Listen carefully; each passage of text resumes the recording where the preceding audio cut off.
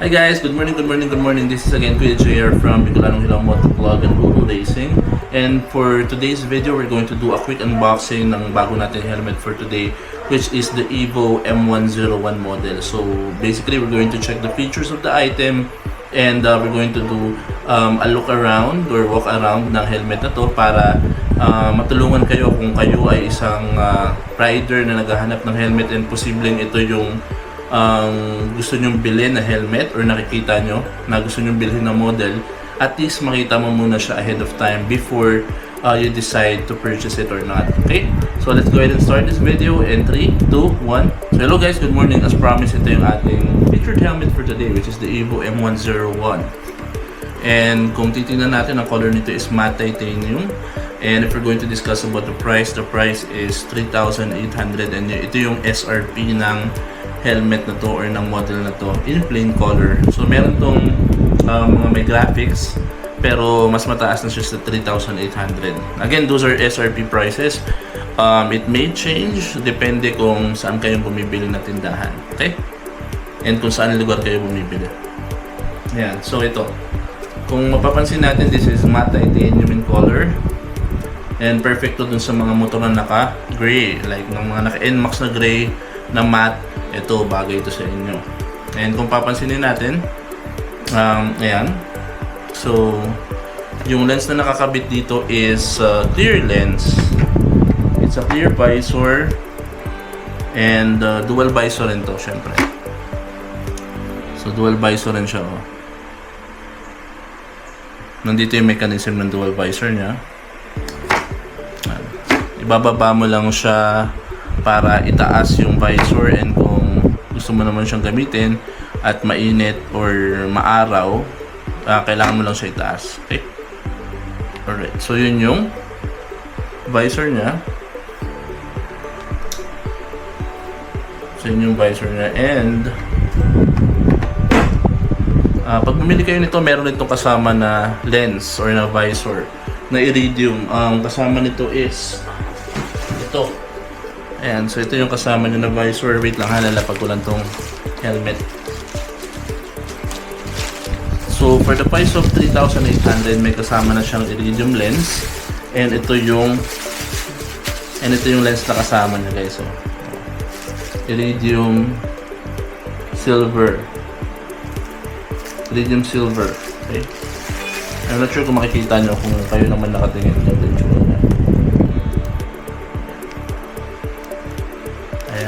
So 3,800, may kasama ka na extra clear iridium lens para dagdag forma ng helmet mo. Okay? Tapos, ayan, so balik tayo dito sa helmet. And kung papansin natin, ang pinakaiba nito sa GT Pro is GT Pro, ito pinakaiba yung design nila sa harap. Yung uso niya, tsaka yung mga air vent niya. So may air vent to dito sa harap. May air vent rin siya sa taas. Dalawa. Okay. Tapos pag mga plain color, ayan, may Evo logo sa kaliwa at sa kanan. And ang spoiler nito is medyo maikli lang yung spoiler niya, guys. Oh.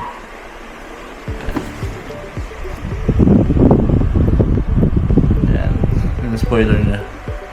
So, mas maikli siya kumpara sa mga GT Pro na model yung kaliwa. Pero maganda pa rin, maangas pa rin siya. Meron din siya dito mga straight line or guhit dito sa bandang dito. Okay. May Evo logo sa likod. And ECE certified Evo M101. Ang weight niya is 1,600 plus or minus 50 grams. So 1,600 is like 1.6 kilo, around that range yung kanyang weight, yung bigat niya. Tapos itong ang size nito is large. Large is at 59 to 60 cm. So yun yung common na size, large, 59 to 60 cm. And para makuha nyo yung sizing nyo, ang kailangan nyo gawin is kumuha kayo ng medida or tape measure, and then iikot nyo lang siya dito sa may noo nyo. Then sukatin nyo kung ilang centimeter ba yun.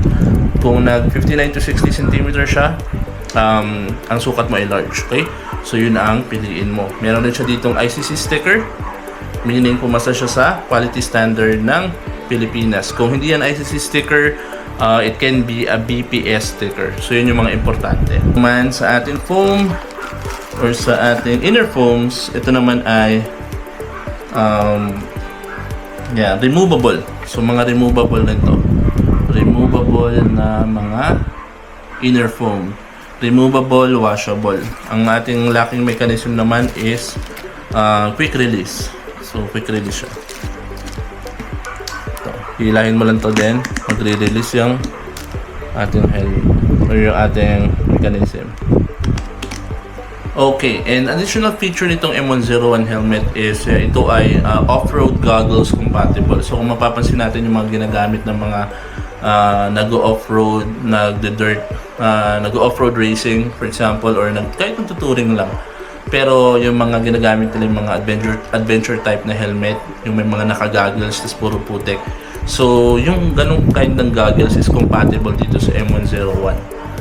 So yan, pwede mong tanggalin tong visor na to, and then after nun, compatible siya dyan na i-attach mo lang siya dyan.